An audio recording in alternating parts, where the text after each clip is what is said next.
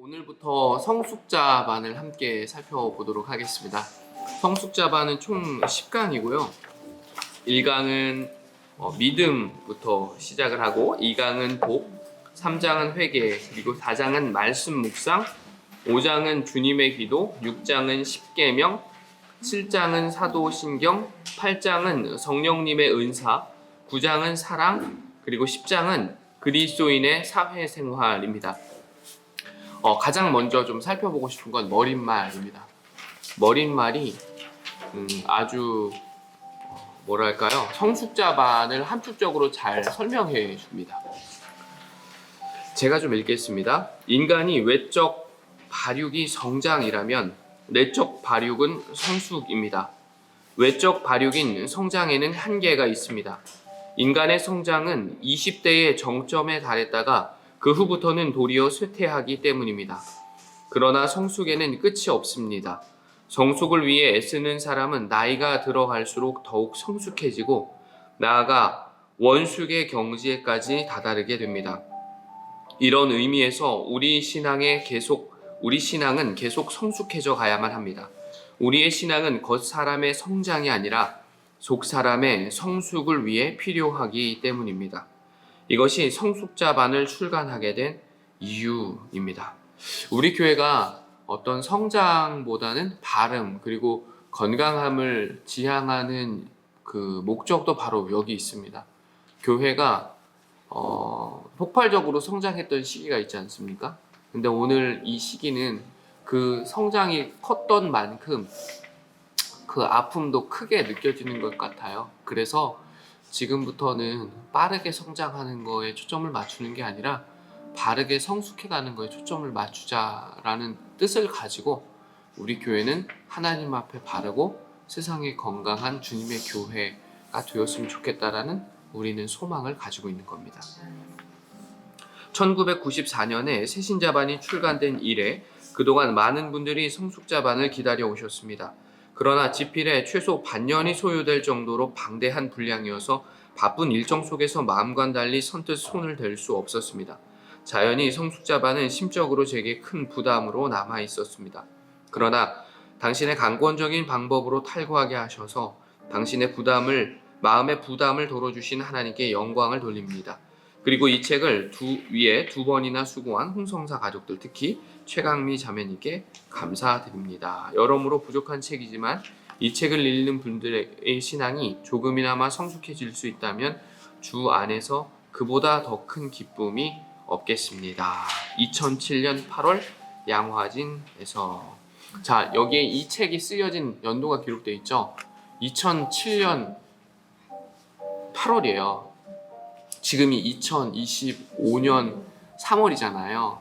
그러니까 세월의 갭이 있다는 걸 꼭 염두에 두시고, 이분이 하시는 말씀이 일리가 있지만 다 맞다라고 무조건적 수용하는 것보다는 이 부분은 좀 잘 이해가 안 되네, 이렇게 읽으셔도 괜찮습니다. 네, 1장 믿음으로 넘어가도록 하겠습니다. 제가 가진 책은 9페이지입니다. 개정판은 몇 페이지인가요? 11페이지 한번 보시기 바랍니다.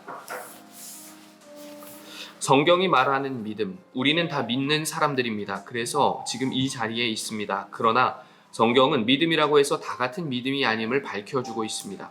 다음 구절들을 묵상해 봅시다.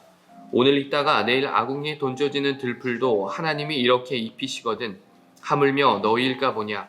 믿음이 작은 자들아. 마태복음 6장 30절.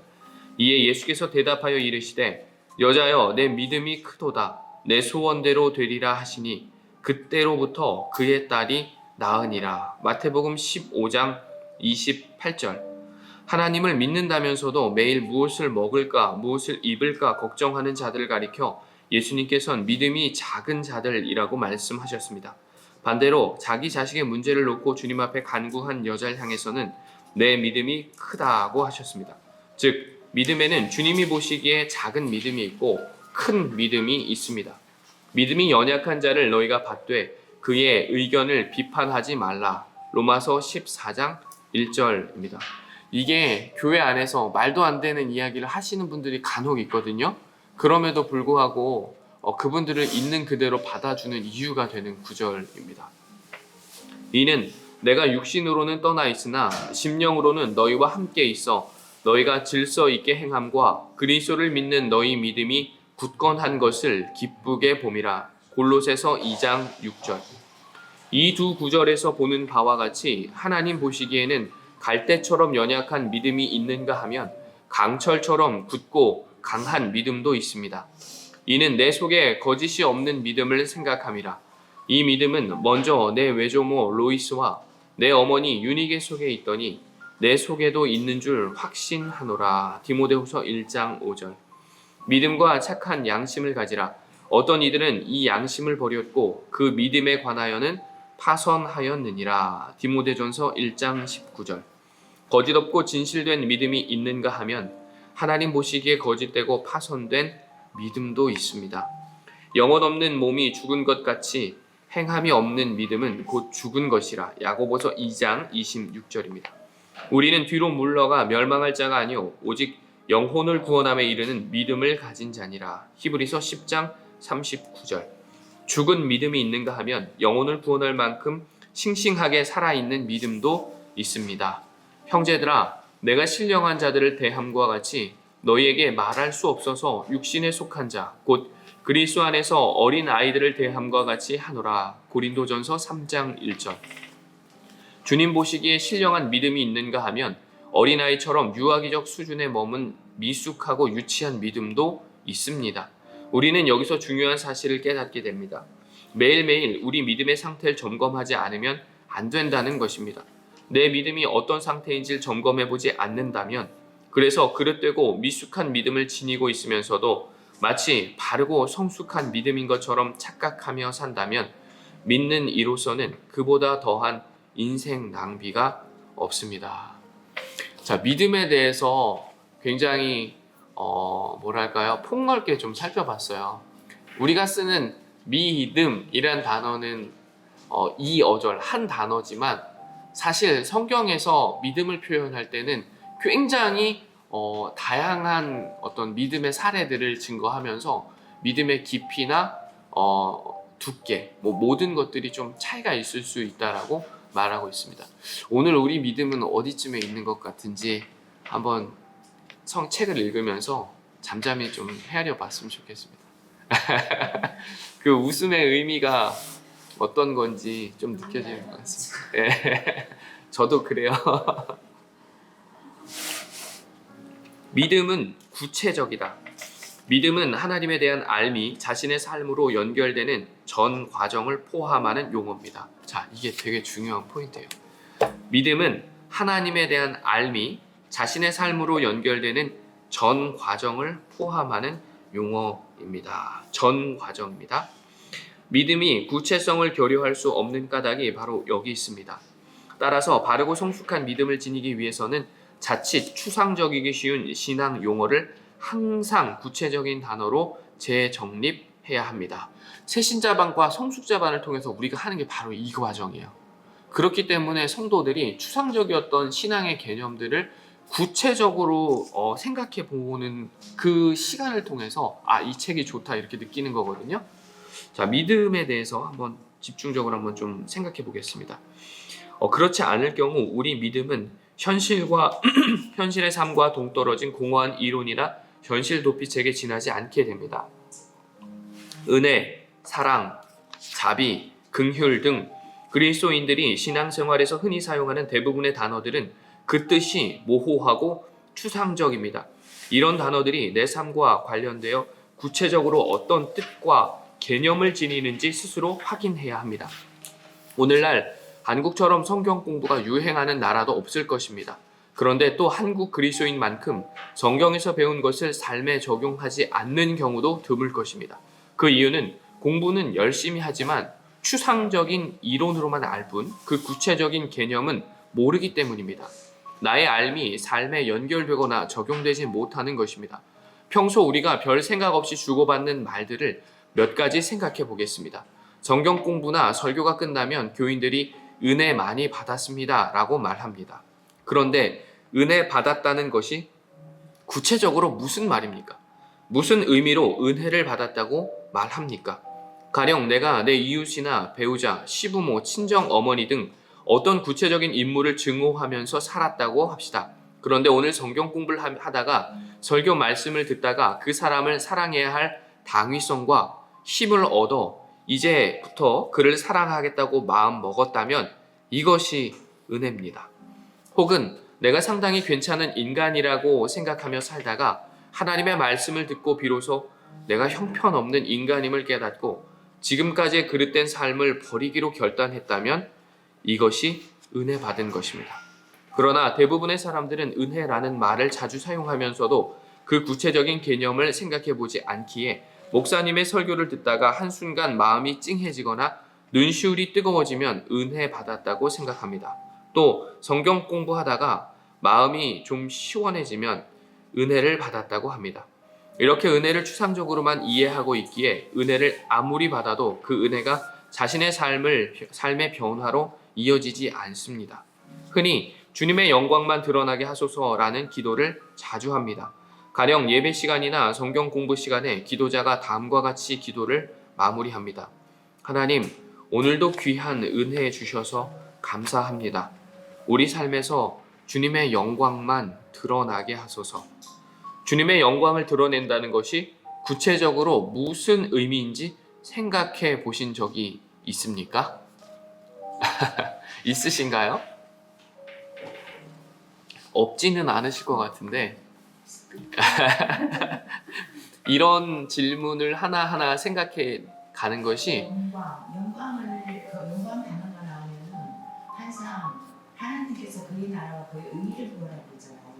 그런 마음에서 했을 때 바로 거기서 영광이 나오는. 네, 좋습니다. 그런 생각들을 한 번씩 해보는 게 필요합니다. 계속 볼게요. 주님의 영광은 드러나게 해주시기를 기도한다고 드러나는 것이 아닙니다. 주님의 영광은 내가 주님의 말씀을 쫓아 살 때에만 내 삶을 통해 드러납니다. 따라서 주님의 영광만 드러나게 하소서라는 기도 속에 구체적인 내용이 포함될 때만 정말 주님의 영광을 드러내는 사람이 될 수 있습니다. 이를테면 하나님, 저는 지금까지 제 주머니에 더 많은 돈을 넣으려 신앙 양심에는 늘 귀를 막고 살았습니다. 하지만 앞으로는 신앙 양심을 쫓아 정직하게 벌고 정직하게 번 것으로 만족하며 살겠습니다. 라고 기도하는 것입니다. 그리고 그 구체적인 기도가 구체적인 삶으로 연결될 때 비로소 하나님의 영광이 드러나게 됩니다. 지금까지는 자기 욕망을 섬기며 100원으로 남부럽지 않게 살았지만 앞으로는 주님의 말씀을 쫓아 정직하게 살면서 10원으로도 감사하며 살게 할 때 하나님의 영광이 드러나는 것입니다. 그러나 하나님의 영광의 구체적인 개념을 생각하지 않기 때문에 기도할 때마다 하나님의 영광을 되풀이하지만 그 바람이나 기도와는 동떨어지게 오히려 우리 삶이 하나님의 영광을 가리는 것입니다. 전도의 문이 막혔다고들 합니다. 이미 교회 다니는 사람이 이 교회 저 교회로 옮겨 다니지 믿음이 없던 초신자가 교회 가는 경우는 드물다고 합니다. 그 이유는 다른 데 있지 않습니다. 믿는 사람들이 걸림돌이 되기 때문입니다. 믿지 않는 사람이 믿는 사람의 삶을 볼 때 믿고 싶지 않다는 것입니다. 또 다른 이유도 있습니다. 정말 잘 믿고 싶은 마음은 있는데 은혜를 받는다는 것이 무엇인지, 하나님의 영광이 무엇인지, 믿음이 무엇인지 단 한 번도 진지하게 생각해 보지 않기 때문입니다. 걸림돌이라는 말이 참 우리 마음을 아프게 하네요. 자, 믿음의 대체요 하나. 회복의 신앙에서 저는 앞에서 말씀드린 것과 같은 이유로 믿음이라는 단어를 다른 말로 대체하여 다음과 같이 믿음의 개념을 정립하였습니다. 첫째, 믿음은 순종입니다. 순종에는 두 가지 의미가 있습니다. 하나는 하나님의 말씀에 대한 순종입니다. 가령 누군가가 나를 믿는다면 그는 구체적으로 내 말을 믿는 것입니다. 나를 믿는다면서 내가 말할 때마다 마음속으로 저건 거짓말이다 라고 생각한다면 그 사람은 나를 믿는 것이 아닙니다. 마찬가지로 내가 하나님을 믿는다면 하나님의 말씀을 믿는 것이고, 하나님의 말씀을 믿는다는 것은 단지 선언하는 것이 아니라 그 말씀에 순종하며 사는 것입니다. 믿음은 순종이라는 말에 담긴 또 하나의 의미는 주어진 상황에 대한 순종입니다. 하나님께서는 천지를 창조하신 분입니다. 그분은 멀리 계시지 않습니다. 언제든지 내 삶 속에서 나와 함께 하는 분이십니다. 그럼에도 사업이 실패하거나 자녀가 대학에 떨어지거나 혹 병이 든다면 무슨 생각을 하게 됩니까? 그때 원망부터 하진 않습니까? 하나님께서 나를 골리려고 그런 일을 겪게 하시는 것이 아닙니다. 천지를 지으신 하나님께서 그 상황 속에서 나의 무언가를 새롭게 빚으시기 위함임을 믿고 그 상황을 수용하는 것이 믿음입니다. 전능하신 하나님 아버지를 믿는다면서도 많은 그리스도인들은 자신의 기대와 다른 상황이 주어졌을 때 무조건 그 상황을 피하려고만 합니다. 이것은 따지고 보면 바로 그 상황을 주신 하나님을 믿지 않는 것입니다. 내 눈앞에 닥치는 어떤 상황이든 하나님께서 단지 피하라고 주시는 것이 아닙니다. 뚫고 나가라고 주신 것입니다. 뚫고 나가는 가운데 나를 향한 하나님의 뜻이 이루어집니다. 자, 여기서 조금 짚고 넘어가야 할 게 있어요. 문제 상황을 만났을 때 여기서는 믿음을 설명하면서 믿음이 뚫고 나가는 것일 수 있다라는 걸 말하는 거예요. 모든 문제 상황이 다 뚫고 나가야 한다라는 건 아니에요. 때로는 피해가야 하는 문제도 있고요. 돌아가야 하는 문제도 있고요. 멈칫해야 하는 문제도 있어요. 뛰어넘어야 하는 문제도 있고, 아니면 그 문제 속에 깔려야 하는 문제 상황도 있습니다. 근데 이런 것들을 분별하기가 쉽지 않죠.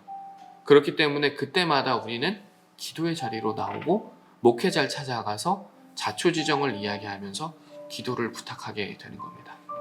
이걸 보면서 무조건 지금 상황을 뚫고 가야지 라고 생각하는 거는 자칫 그릇된 선택을 할 수 있는 거니까 분별을 잘 할 수 있기를 바라겠습니다. 둘째, 믿음은 용기입니다. 매사의 말씀에 순종하고 주어진 상황에 순종하는 것은 용기 없인 불가능합니다. 믿음은 용기입니다. 처녀인 마리아에게 천사가 내가 아들을 낳을 것이다 라고 말했습니다. 내가 낳을 아이는 하나님의 아들이다. 하나님의 아들이면 뭐합니까? 당시엔 처녀가 아이를 낳으면 율법에 의해 돌에 맞아 죽어야 하는데 말입니다. 마리아가 내가 남자를 알지 못하는데 어떻게 이런 일이 있을 수 있습니까? 라고 반문했을 때 천사가 이렇게 답했습니다. 대저 하나님의 말씀에는 능하지 못하심이 없느니라. 마리아는 그 말을 듣고 주의 말씀이 내게 이루어지길 바랍니다 하며 순종했습니다. 용기 없이는 예수님을 낳지 못했을 것입니다. 지금 거짓말 한 번 하면 100원 생기는 것을 뻔히 알지만 거짓말하지 않고 50원에 만족하면서 사는 것, 그것이 용기입니다. 내가 지금 저 사람에게 얼마든지 분노를 발할 수 있고 또 이길 수도 있지만 주님의 말씀을 생각해서 자신을 누르고 절제하는 것, 이것이 용기입니다. 분명 상대가 잘못했음에도 내가 자진해서 적극적으로 용서하는 것, 이것은 용기 없이는 불가능합니다. 그러나 그 용기의 출처가 자기 자신이라면 그것은 만용에 그치고 맙니다. 만용은 자신과 타인을 동시에 해칩니다. 우리 용기의 출처는 하나님이십니다. 하나님께서 나와 함께 하시기에 하나님으로 인해 우리는 용기 있게 살아갈 수 있습니다. 자, 믿음 셋째, 시선입니다. 하나님의 말씀대로 사는 용기를 지닌 믿음의 소유자는 그 시선이 늘 하나님께 고정되어 있을 수밖에 없습니다. 하나님을 보아야 용기를 낼 수 있기 때문입니다. 맞는 말이죠. 세상을 보면 용기가 나지 않습니다. 그 전도를 어제 했는데요. 제가 하시는 모습을 몇 분을 봤어요. 아주 열정적이고 적극적으로 저보다 훨씬 더 적극적으로 하시는 분들을 봤어요. 그거 보면서 이런 생각이 들었어요. 저분 정말 하나님 보지 않으면 못한다. 세상 보면요, 저희 아내가 지난 학기에 전도를 하면서 얘기를 하더라고요. 야, 진짜 사람이 낮아진다. 전도하니까 별의별 사람을 다 만나니까 진짜 별별 생각 다 들더라. 우리 성도님들한테 전도하기 전에 여보 얘기를 잘해줘. 마음에 상처받지 않게 라고 얘기를 하더라고요. 진짜 그렇거든요. 하나님을 보지 않으면요, 세상을 보면요, 내가 굳이 왜 이렇게 하면서 저 사람한테 이런 취급을 받아야 돼, 이런 생각이 들거든요. 근데 하나님만을 보는 사람이 전도의 자리로 나올 수 있는 건 진짜 분명한 것 같습니다. 아유, 그렇게 생각해 주시면 너무 좋고요. 계속 보겠습니다. 하나님께서는 당신의 사람을 쓰실 때 언제나 광야로 부르셨습니다. 모세와 이스라엘 백성은 물론이요, 다윗도 왕이 되기 전 약 10년 동안 사울의 칼날을 피해 광야를 숨어 다녔습니다. 심지어 예수님께서도 40일 동안 광야에서 금식하며 기도하셨습니다. 그 이유가 무엇이겠습니까? 광야의 특징은 하나님 외에 보이는 것이 아무것도 없다는 것입니다. 풀 한 폭이 물 한 방울도 없기에 그곳에선 오직 하나님만 의지할 수밖에 없고 하나님을 향한 시선으로만 살아남을 수 있습니다. 하나님은 우리의 시선을 그분께 고정시켜 주시기 위해 때로 우리 인생을 광야로 이끌어 가십니다. 자, 광야로 이끌어가는 그 목적이 발견되죠. 우리의 시선을 분산시키지 않고 오롯이 하나님께로만 이끄시기 위해서.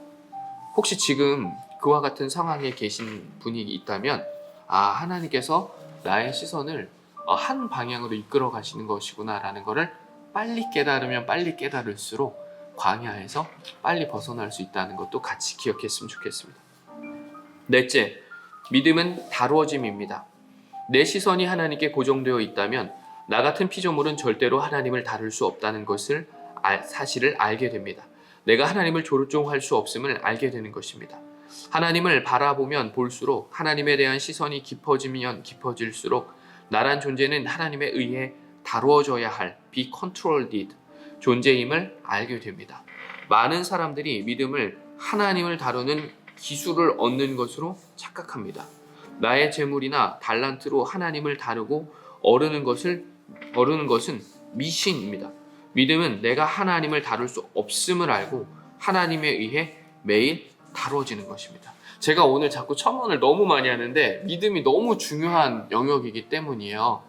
여기서 오늘 정말 중요한 바른 신앙이 뭔지를 얘기해 주고 있어요. 너무도 많은 분들이 마치 하나님을 자기 마음대로 하나님의 능력을 쓸 수 있는 것처럼 생각하는 경우가 있어요. 근데 초신자 때는 그럴 수 있어요. 근데 목사님들 중에도 그런 분들이 너무 많아요. 정말 입에 담기 힘든 그런 얘기, 내가 하는 대로 한다는, 그건 말도 안 되는 얘기. 그게 무슨 하나님이에요? 그럼 본인이 하나님이라는 뜻 아니에요? 그렇잖아요. 네, 그 말도 안 되는 얘기예요. 이게 신앙적 개념이 추상적이에요. 근데 추상적이기 때문에 이것을 이 책에서는 구체화시켜서 성도들한테 일러줘요. 근데 대부분의 목사들은 그렇게 하지 않고 본인의 필요에 따라서 그 개념을 하나씩 말하면서 조금 이렇게 몰아가는 경향이 있어요. 근데 절대 그런 사람을 만나면 안 됩니다. 불행해요. 그러면 계속 그분의 말대로 안 하면 내가 뭔가 큰 죄를 지은 것 같고 지금 내 신앙이 잘못된 것 같고 이렇게 하거든요. 이거 그루밍이라고 하잖아요. 네. 절대 우리 목회자나 우리 리더십들은 절대 우리 성도들을 그렇게 만들면 안 됩니다. 그래서 공부해야 돼요, 목사님. 맞습니다. 그래서 새신자반과 성숙자반은 아주 베이스가 돼야 돼요. 그래야지 이렇게 이야기할 때 대화가 바른 신앙이 뭐냐 했을 때 이것도 추상적이거든요. 근데 그 바른 신앙의 개념이 뭔지를 우리가 공유할 수 있게 되는 거죠. 네, 다섯째. 그래서 믿음은 신실입니다. 천지를 창조하신 하나님에 의해 내가 매일 다루어지다 보면 신실한 사람이 되지 않을래야 않을 수 없습니다. 믿음을 가리켜 헬라어 피스티스의 의미는 신실입니다. 신약 성경을 읽다가 믿음이란 단어가 나올 때 신실로 바꿔 읽어보면 믿음이 의미하는 바를 더 구체적으로 알게 됩니다. 예수님께서는 믿고 구하는 것은 다 받으니라. 마태복음 21장 22절 고 말씀하셨습니다. 내가 믿고 구하면 다 주신다니 얼마나 좋습니까? 그래서 기도할 때 이 구절을 붙잡고 하고 싶은 것, 갖고 싶은 것을 다 이야기합니다. 그러나 믿음이라는 단어를 신실로 바꿔보면 내가 신실해지고 구하는 것은 다 받는다는 말이 됩니다. 그 의미가 확 달라지죠. 신실해진 사람은 자기가 욕망하는 것, 거짓된 것, 헛된 것을 구하지 않습니다. 신실한 사람은 오직 진리를 위해 참된 것을 구합니다. 주님께서는 그 기도를 들어주시는 것이 당연한 일입니다. 그러나 헛된 욕망으로 구하는 것도 믿고 구하면 주님께서 다 주신다는 생각은 착각입니다. 그런 기도는 무의미한 공기의 진동일 뿐입니다. 그렇게 구한 것은 설령 주어졌다고 해도 문제가 됩니다. 하나님께서 주신 것이 아니기에 반드시 그로 인한 후유증이 생깁니다. 그렇다면 저분은 믿음이 좋다는 말도 저 사람은 신실하다는 의미임을 알게 됩니다. 너무 말을 많이 하니까 넘어갈게요. 여섯째, 믿음은 눈에 보이는 것입니다. 내가 하나님께 다루어지면서 날마다 신실해져 가면 나의 신실함이 다른 사람의 눈에 반드시 보이게 되어 있습니다. 사람들은 믿음을 추상적인 개념으로 생각하지만 절대 그렇지 않습니다. 믿음은 눈에 보이는 구체적인 현상입니다. 마태복음 8장에 의하면 백부장이 예수님을 찾아왔습니다. 백부장은 로마 군대 장교입니다. 그가 예수님을 찾아온 까닭은 자기 자신이나 자식 혹은 아내 문제로 인함이 아니었습니다. 자기 집에 있는 하인의 병을 고치기 위함이었습니다. 이것은 마치 일제강점기 때 일본군 장교가 사람들이 보는 앞에서 조선의 무명 청년 앞에 무릎을 꿇고 우리 집에 있는 조선인 종의 병을 고쳐주십시오 하고 구하는 것과 같습니다. 백부장은 자기 종을 위해 정말 하기 어려운 일을 한 것이었습니다. 그때 예수님께서 말씀하셨습니다. 내가 이스라엘 중 아무에게서도 이만한 믿음을 보지 못하였더라. 바울이 루스드라에 갔을 때 여러 사람이 바울의 설교를 들었습니다. 그런데 태어나면서부터 걷지 못하게 된 사람이 그곳에 앉아 있었습니다. 바울은 그에게 큰 믿음이 있는 것을 보았습니다. 그래서 일어나 걸으라고 명했고 그와 동시에 그는 치유되었습니다. 이와 같이 믿음은 눈에 보입니다. 남이 보는 앞에서 신실한 척 하는 사람인지 누가 보든 보지 않든 주님을 위해 사는 사람인지 우리 눈엔 다 보입니다. 중요한 것은 저분은 정말 신실한 믿음의 소유자야. 저분은 아직 아니야 라고 내가 상대의 믿음을 보는 것처럼 다른 사람도 나의 믿음을 보고 있다는 사실입니다. 내색만 하지 않을 뿐 나의 믿음을 눈으로 보면서 평가하고 있습니다. 그러니 하나님은 두말할 나위가 없습니다. 믿음이 눈에 보이는 일곱째, 믿음이 눈에 보이는 것이라면 믿음은 곧 자기 발견입니다. 믿음은 남에게만 보이는 것이 아닙니다. 자기도 믿음의 측면에서 자신을 재발견하게 됩니다. 새신자반에서도 언급했듯이 모든 인간은 에노스, 죽을 수밖에 없는 존재입니다. 우리가 주님을 만나면 죽을 수밖에 없는 죄인으로서의 나를 발견합니다. 그러나 에노스인 나를 깨닫고 다시 주님을 바라보면 주님 안에서 하나님의 자녀로 의롭다 인침받은 새로운 나를 다시 발견합니다. 나의 속사람을 발견하는 것입니다. 욕망의 노예인 겉사람이 아니라 진리를 쫓아 겉사람을 부인하는 나의 속사람, 나의 참된 자를 발견하게 됩니다. 미운 오리 새끼라는 안데르센의 동화가 있습니다. 그 오리 새끼는 너무 밉게 생겼습니다. 얼굴도 모양도 다른 오리와는 다르고 몸도 날개도 갈퀴도 걷는 모양도 다릅니다. 다른 오리들이 모두 미워했습니다. 그러니 미운 오리 자신은 자기가 얼마나 혐오스러웠겠습니까? 어느 날 하늘에서 멋진 백조가 내려왔습니다. 미운 오리 새끼는 그 우아한 모습에 감탄하고 있는데 백조가 다가와 너 왜 거기 있는 거니? 넌 오리가 아니야. 넌 백조야. 하고 알려주었습니다. 그렇다면 자신이 백조인 줄 모르고 오리 사이에서 미운 오리로 살았을 때 그때와 백조인 자신을 발견했을 때의 삶이 같을 수 있겠습니까? 믿음은 진리 안에서 나의 속 사람을 발견하는 기쁨입니다. 자, 여기 계신 분들은 다 백조입니다.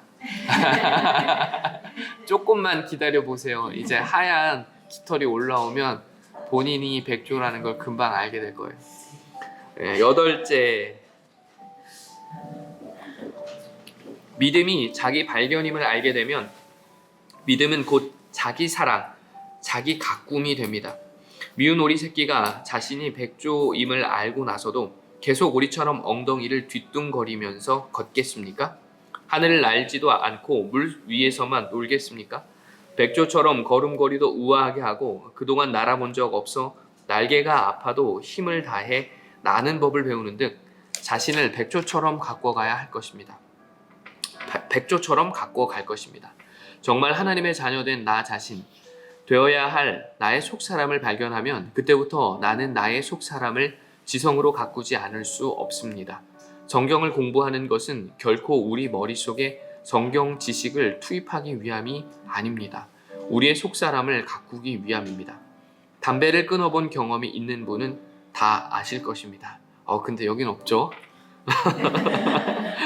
성령님의 은혜로 담배를 끊을 때는 하루아침에 가능하지만 자기 의지로 담배를 끊을 경우에는 어느 순간 금연에 성공합니까? 오늘 담배 끊겠다고 다짐했다가 내일 아침 일어나 한 대만 더 피우고 끊어야지 하면 평생 끊지 못합니다. 그러나 일단 1-2달 끊은 사람은 자기 스스로 돌아보게 됩니다. 내가 1달 동안이나 담배를 안 피웠어? 하고 금연의 기간을 확인하면 그 기간이 아까워 다시 담배를 피울 수가 없습니다. 1달을 2달 안 피웠는데 내가 이걸 피워? 하고 간단히 담배 유혹에서 벗어날 수 있습니다. 진리 안에서 거듭난 자기 속 사람을 가꾸기 시작하면 자기 욕망으로 자기 속 사람을 다시 더럽힌다는 것이 불가능해집니다. 이때부터 진정으로 자기를 사랑하게 됩니다. 이때의 자기 사랑은 이기심이 아니라 자기 존중을 의미합니다. 좀 다르죠? 그래요? 그래요? 많이 달라요. 많이 달라요?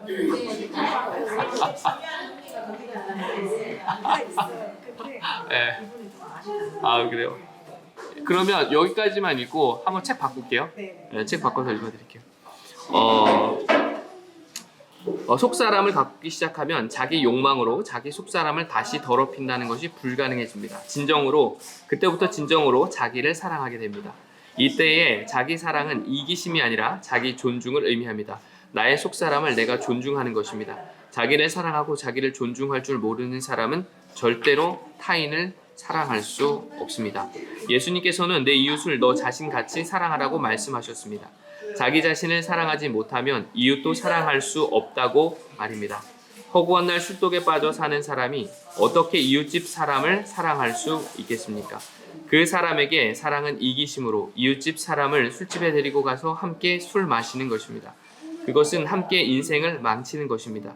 내가 나의 속 사람을 바르게 세우고 나를 사랑하고 존중할 때에만 겉사람의 후패한 삶을 사는 사람들을 안타깝게 여겨 그들을 진정으로 사랑하고 긍휼을 베풀게 됩니다. 9째, 믿음은 자유입니다. 9째는 맞나요? 예. 이처럼 진리로 나의 속사람을 가꾸어 가기 시작하면 그때부터 우리는 이 세상의 모든 유혹과 욕망의 덫으로부터 자유함을 얻습니다. 주는 영이시니 주의 영이 계신 곳엔 자유가 있느니라. 고린도후서 3장 17절.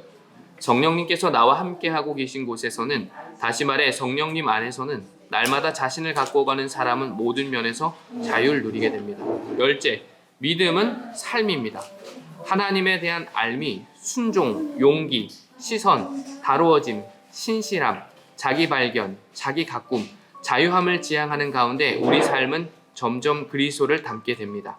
얼굴이란 말은 우리말의 본뒷말은 얼꼴입니다. 얼은 우리의 영혼을 뜻합니다. 영혼의 꼴, 즉 영혼의 상태가 드러나는 곳이 얼굴입니다. 수녀님들은 화장하지 않아도 얼굴이 참 곱지 않습니까? 얼이 아름다운 꼴이니까 얼굴이 곱게 보이는 것입니다. 얼굴뿐이겠습니까? 우리의 믿음이 바로 세워져 가면 우리 삶 자체가 곱게 보이게 됩니다. 이처럼 믿음의 개념을 10개의 다른 단어로만 정립해 보아도 우리가 믿음을 얼마나 추상적으로 이해해 왔는지 금방 알게 됩니다. 아울러 믿음의 개념을 구체화하는 것이 신앙생활에 얼마나 중요한지 깨닫게 됩니다. 조금 빠른 속도로 제가 읽겠습니다. 믿음의 대체어 둘. 믿음의 개념을 재정립할수록 믿음에 대한 이해의 폭과 깊이가 더해진다. 이런 관점에서 믿음을 또 다른 용어로 대체하여 그 의미를 성숙자반답게 좀 더 깊이 고찰해보자. 믿음은 지피지기다. 이것은 손자병법 모공편의 지피지기 백전불태, 상대를 알고 나를 알면 100번 싸워도 위태롭지 않다에서 나온 말이다. 성숙한 믿음을 위해서는 믿음의 대상인 하나님을 알고 또 자신을 알아야 한다. 한마디로 지피지기의 믿음이어야 한다. 이 세상에서 위태롭지 않은 인생을 구축할 수 있다.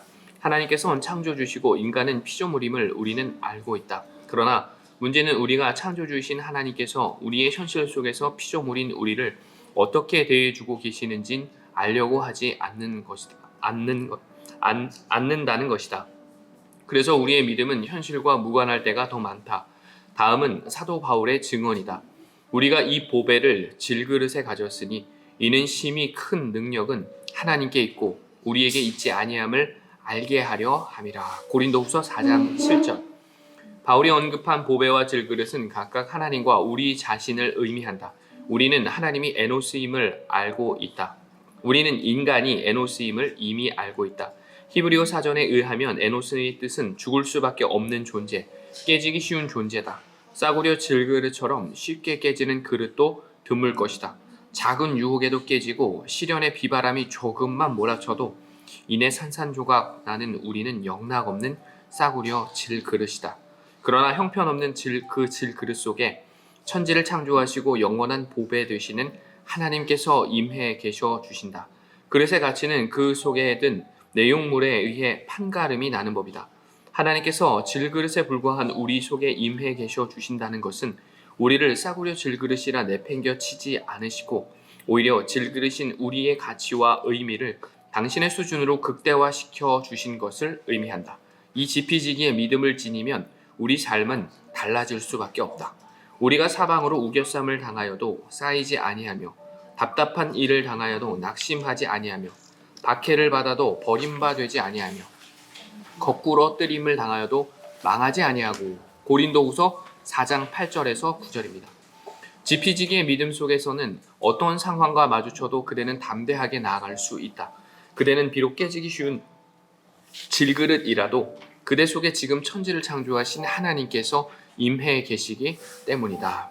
무명한 자 같으나 유명한 자요, 죽은 자 같으나 보라 우리가 살아있고 징계를 받는 자 같으나 죽임을 당하지 아니하고 근심하는 자 같으나 항상 기뻐하고 가난한 자 같으나 많은 사람을 부요하게 하고 아무것도 없는 자 같으나 모든 것을 가진 자로다. 고린도후서 6장 9절에서 10절.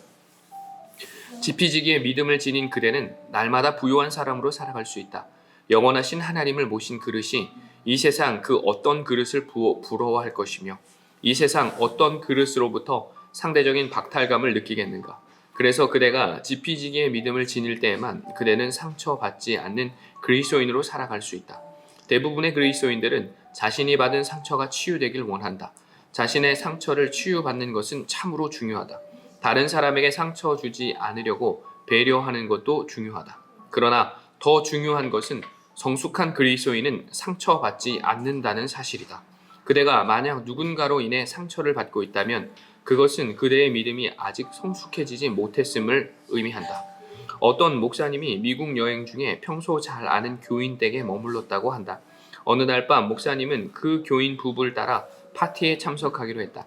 멋진 드레스를 입고 안방에서 나온 부인의 목에서 아름다운 목걸이가 반짝거리는 걸 본 목사님이 농담을 던졌다. 집사님, 그 목걸이 꼭 진짜 같아 보입니다. 목사님은 자신의 말이 채 끝나기도 전에 자신이 실수하였음을 깨달았다. 아무리 가까운 사이라 해도 진짜 같다는 말은 가짜 목걸이라는 뜻이니 목사로서 여성 교인에게 그보다 더 큰 신뢰가 없었다. 그 말을 듣는 당사자의 기분이 얼마나 언짢았겠는가. 그러나 그 부인은 언짢아하긴커녕 뜻밖에도 까르르 웃으며 말했다. 목사님, 이 목걸이가 가짜인지 어떻게 하셨어요? 저는 남편이 해준 진짜 보석은 집에 두고 외출할 땐 늘 모조품을 착용한답니다. 부인의 말에 목사님은 큰 깨달음을 얻었다. 진짜를 지닌 사람은 상처를 받지 않는다는 깨달음이다. 이거 진짜 중요한 거예요. 진짜를 가지면 상처받지 않고요. 흔들리지 않고요. 누가 뭐라고 해도요. 굴복하지 않습니다. 그런데 쉽지 않죠. 맞아요. 부자에게 가난뱅이라고 해도 부자는 상처받지 않는다. 그러나 가난한 사람은 가난뱅이라고 부르면 깊이 상처받을 것이다. 누군가에게 무식꾼이라고 말했을 때 그 사람이 박사라면 웃어 넘길 것이다. 그러나 학교 문턱도 넘어보지 못한 무학자이면 크게 상처받을 것이다. 그러므로 어떤 이유로든 상처받는 그리스도인은 아직 성숙한 믿음의 소유자는 아니다. 그대가 질그릇인 그대 안에 영원한 보배이신 하나님께서 임해 계심을 믿는 지피지기의 믿음을 지녔다면 도대체 이 세상 어떤 사람이 그 누구의 말에 그대에게 상처를 입힐 수 있겠는가. 그뿐 아니다. 지피지기의 믿음을 지닐 때에만 그대는 평생 겸손한 그리스도인으로 살아갈 수 있다. 나에게 이르시기를 내 은혜가 내게 족하도다. 이는 내 능력이 약한 데서 온전하여짐이라 하신지라. 그러므로 도리어 크게 기뻐함으로 나의 여러 약한 것들에 대하여 자랑하리니 이는 그리스도의 능력으로 내게 머물게 하려 함이라. 고린도후서 12장 9절. 지피지기의 믿음을 지닌 사도 바울은 자신의 약한 것들을 자랑한다고 고백했다. 자신이 깨지기 쉬운 보잘것없는 질그릇임을 잊지 않을 때에만 늘 겸손하게 삼위일체 하나님만 의지할 수 있기 때문이었다. 하나님께서는 살아계시기에 우리가 하나님을 위해 헌신할 때 어떤 식으로든 반드시 우리를 존귀하게 해주신다. 문제는 많은 사람들이 그 순간부터 자기 교만에 빠져버린다는 것이다. 교만은 자신이 형편없는 질그릇임을 망각하는 것이다. 그래서 스스로 하나님의 자리에 앉아 질그릇에 지나지 않는 자기 자신을 신봉하다가 그 인생이 질그릇처럼 산산조각으로 깨져버리고 만다. 반대로 겸손은 자신이 질그릇임을 잊지 않는 것이다. 그 사람만 하나님과 자신의 관계를 바르게 정립할 수 있다.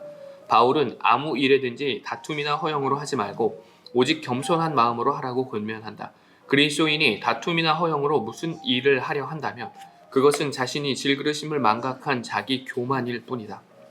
바울이 권면한 겸손한 마음은 자신이 질그릇임을 잊지 않는 마음이다. 그러므로 흔히 오해하는 것처럼 겸손은 나는 할 수 없다며 무조건 사양하는 것이 아니다. 겸손은 자신이 질그릇임을 인정하는 마음이기에 질그릇인 자기 속에 임해 계신 하나님께서 명령하시는 것이라면 무엇이든 순종하는 것이 곧 겸손이다. 예수님께서 세례자 요한에게 세례를 받으신 것을 생각해보자.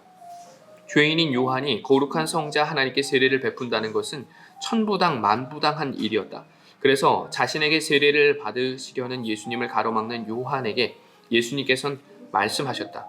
우리가 이와 같이 하여 모든 의를 이루는 것이 합당하니라. 마태복음 3장 15절. 당신께 세례를 베풀라는 예수님의 명령이셨다. 세례자 요한은 예수님의 그 명령에 순종하여 더 이상 이의를 제기하지 않고 예수님께 세례를 베풀었다. 언뜻 보면 감히 예수님께 세례를 베푼 요한이 교만해 보일 수도 있다. 그러나 세례자 요한에게 그것이 겸손이었다. 자신은 질그릇이요 하나님께서 그 질그릇인 자기 속에 임해 계신다는 지피지기의 믿음 속에서만 가능한 겸손이었다. 자, 여기서 하나 짚고 넘어갈 건 진짜를 가진 사람은 상처받지 않는다고 하는데 그렇다고 해서 우리가 마음에 드는 말을 막 하면 안 돼요. 절대 하시면 안 돼요. 우리 교회에서도 제가 여러분 이렇게 만나면은 깜짝깜짝 놀랄 때가 있어요. 왜냐면 저는 그냥 이해하고 저는 넘어가고 그러는데 옆에 계신 성도님이 이 정도의 믿음의 성숙을 가지신 분이면 소화해 주지만 그렇지 않은 경우에는 바로 토해냅니다. 그러면 그 순간 그 한마디 때문에 철천지 원수가 되고 아까 본 걸림돌이 돼요. 안양중앙교회 나오는 걸림돌. 절대로 말은 항상 주워 담을 수 없기 때문에 조심하셔야 돼요. 무조건 생각과 마음에 인다고 해서 입으로 쏟아내면 안 돼요. 그리고 그 가운데 감정이 조금이라도 담기잖아요. 그러면 그때는 말해야 할 때가 아니에요. 감정이 온전히 사그라들고 난 후에 이것이 정말 그 사람을 위한 말인지를 잘 분별하고 그 다음에 그 사람을 위해서 어떻게 말을 할지도 생각해 봐야 돼요. 첫째, 감정을 다운시키고 두 번째, 이 말이 저 사람을 위한 말인지 세 번째, 이것이 정말 그 사람이 이해할 수 있도록 말하는 방식인지 그 때인지를 잘 분간하셔야 됩니다. 그렇지 않으면은 이렇게 공부하고서도 말짱 도루묵이 될 수도 있어요. 네. 자, 믿음은 거룩한 부담이다. 거룩한 부담을 제가 안겨드린 거예요. 내가 말할 때마다 외치며 파멸과 멸망을 선포함으로 여호와의 말씀으로 말미암아 내가 종일토록 치욕과 모욕거리가 됨이니이다. 내가 다시는 여호와를 선포하지 아니하며 그의 이름으로 말하지 아니하리라 하면 나의 마음이 불 붙는 것 같아서 골수에 사무치니 답답하여 견딜 수 없나이다. 예레미야 20장 8절에서 9절. 예레미야가 백성들에게 전한 하나님의 말씀의 핵심은 너희들이 그렇게 살면 반드시 망한다는 경고였다. 그러나 백성들 가운데 예레미야의 말에 귀를 기울이는 사람은 없었다. 오히려 재수없이 멸망을 예고하는 예레미야에게 온갖 박해를 다했다. 예레미야는 이럴 바에야 차라리 여호와 하나님의 말씀을 전하지 않는 것이 낫겠다는 생각을 하기도 했다. 그러나 그때마다 예레미야는 마음이 불 붙는 것 같아서 골수에 사무치니 답답하여 견딜 수 없나이다 라고 토로했다. 자신의 안위를 위해 주어진 사명을 피하려 해도 마음속에서 불타는 듯 일어나는 부담감으로 인해 하나님의 말씀을 전하지 않을 수 없다는 의미였다.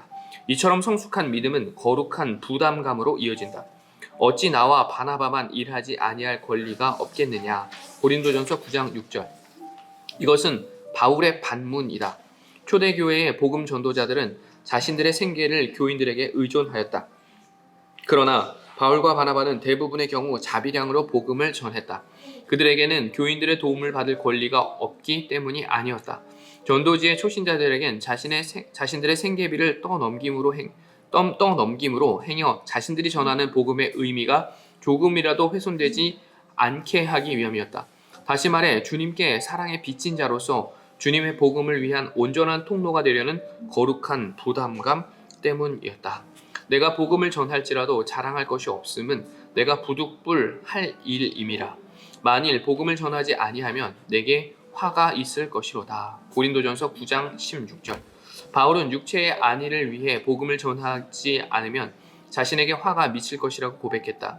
교회를 짓밟던 폭도였던 자신을 주님께서 일방적인 은혜로 구원해 주신 것은 홀로 안위를 누리라 하심이 아니라 당신의 백성을 구원하기 위한 당신의 통로로 사용하시기 위함임을 바울은 바르게 알고 있었던 것이다. 이처럼 주님의 사랑에 대한 거룩한 부담감 속에 살았던 바울이 주님에 의해 위대한 사도로 영원히 세움 받았음은 조금도 이상한 일이 아니다. 믿음이 성숙해질수록 예전에는 문제로 여기지 않던 것들에 대한 거룩한 부담감이 생기기 마련이다. 예전에는 자기 가족만 편안하면 그만이었는데 어느 날부터 이웃에 대한 거룩한 부담감이 생긴다. 자기 욕망을 위해 수단과 방법을 가리지 않던 자기 삶의 태도에서도 거룩한 부담감을 느낀다. 거룩한 부담감이란 인간의 체면을 토대로 한 세상의 부담감과는 달리 하나님의 말씀으로 인한 부담감이다. 자, 거룩한 부담감은 인간의 체면을 토대로 한 세상의 부담감과는 다르게 하나님의 말씀으로 인한 부담감입니다. 예전에 없던 거룩한 부담감이 생겼다는 것은 그만큼 믿음이 성숙했다는 증거다.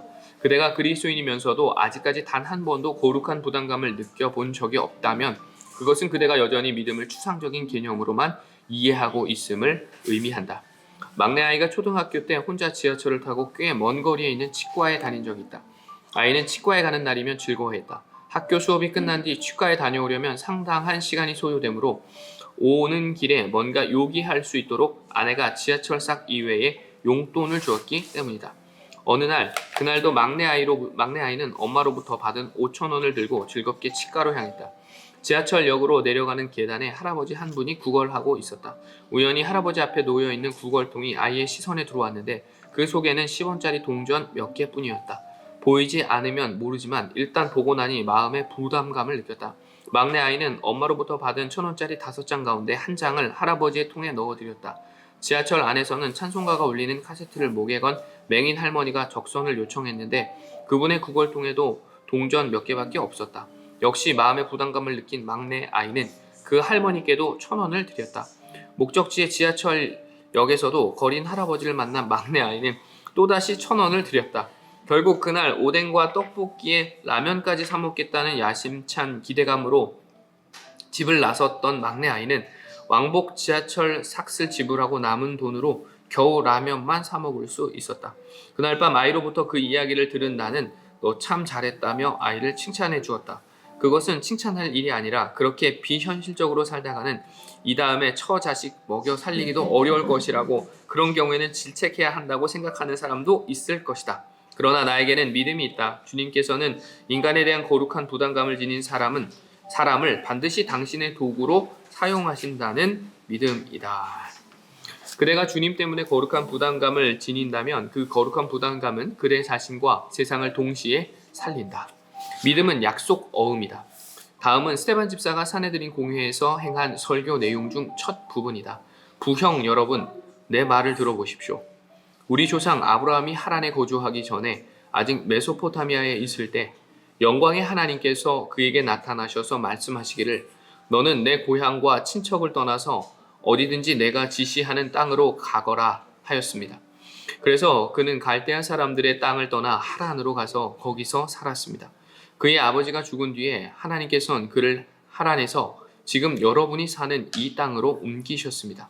그러나 하나님께서는 여기에서 유산으로 물려줄 손바닥만한 땅도 그에게 주지 않으셨습니다. 아브라함에겐 자식이 없는데도 하나님께서는 그와 그의 후손들에게 이 땅을 소유로 주시겠다고 약속하셨습니다. 사도행전 7장 2절에서 5절 세 번역으로 읽었습니다.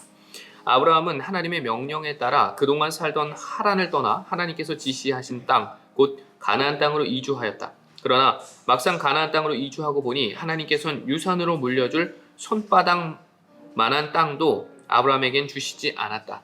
그 대신 가나안 땅을 아직 태어나지도 않은 아브라함의 자식과 그 후손들에게 주시겠다고 약속하셨다. 하나님께서 아브라함에게 주신 약속은 현찰이 아니라 약속어음이었던 것이다. 아브라함 부부에게 아들을 주시겠다는 하나님의 약속은 아들 이삭을 얻기까지 25년을 기다려야 하는 약속어음이었고, 아브라함의 후손으로 하여금 큰 민족을 이루게 하시겠다는 하나님의 약속은 수백 년을 필요로 하는 약속어음이었다. 이집트의 노예살이에서 해방된 이스라엘 백성이 하나님께서 약속하신 가나안 땅에 입성한 것도 출애굽 시점부터 따지자면 40년짜리 약속어음이었다. 하나님께서 구약의 마지막 선지자 말라기를 통해 주셨던 메시아의 약속은 그로부터 400년이 지나 예수님께서 이 땅에 오심으로 성취되었다. 그 약속 역시 400년짜리 약속어음이었다. 우린 언제나 하나님께 현찰을 구한다. 즉각적인 응답을 요구한단 말이다. 하지만 하나님께서는 우리에게 한결같이 약속어음을 주신다. 대체 그 이유가 무엇일까? 현찰은 단순 거래에 지나지 않지만 약속어음은 어음을 주고받는 것은 믿음의 행위이기 때문이다. 상인은 누구든지 현찰을 들고 오기만 하면 아무것도 따지지 않고 물건을 판다. 그것은 거래다. 현찰로 물건을 사려는 사람에게 당신은 인격이 모자라서 팔지 않는다든지 당신은 믿을 수 없는 인간이어서 물건을 팔 수 없어 라고 말하는 상인은 없다. 현찰로는 상대를 믿지 않고도 얼마든지 거래할 수 있다. 하지만 누구든 약속 어음으로 물건을 구입하려 하면 그것은 전혀 다른 문제다.